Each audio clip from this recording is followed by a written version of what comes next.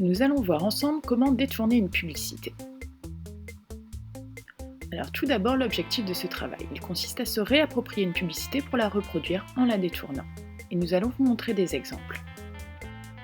Avec l'agence Axelcom qui a imaginé ce que donneraient des publicités si elles étaient faites par un autre annonceur. Ici, c'est une pub Coca-Cola qui a été détournée pour faire penser à une pub adopteunmec.com. On a changé légèrement le visuel en gardant le fond et on a changé le slogan.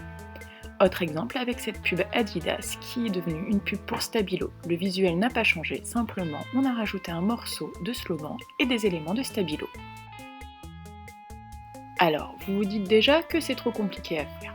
Pas de panique, nous allons vous expliquer la démarche. Et comme souvent, nous allons commencer par analyser une publicité. Tout d'abord, il faut la choisir. Moi, j'ai opté pour une traditionnelle pub Coca-Cola avec l'ours blanc. Ensuite, l'analyse de l'image. Tout d'abord, l'orientation. Ici, c'est en vertical, c'est un mode portrait. Si elle avait été en horizontal, ce serait du paysage. Nous allons voir les différents éléments. Notre affiche est composée d'un slogan, d'un logo et enfin d'un visuel.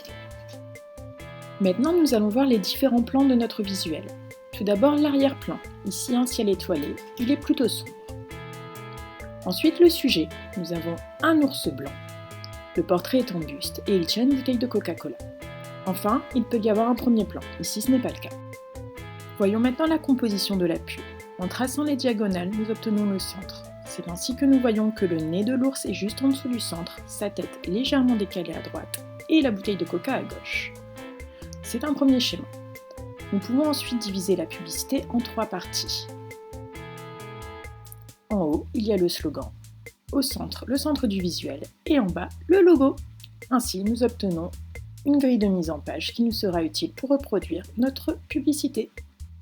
Maintenant que tout est analysé, vous n'avez plus qu'à réfléchir à vos changements. Est-ce que vous allez changer le produit? Est-ce que vous allez changer le slogan? Tous ces éléments. Mais surtout, n'oubliez pas, votre publicité initiale doit surtout rester reconnaissable. Vous imaginez un détournement comme vous le souhaitez, drôle, insolite, poétique. Vous pouvez utiliser toutes les techniques que vous souhaitez.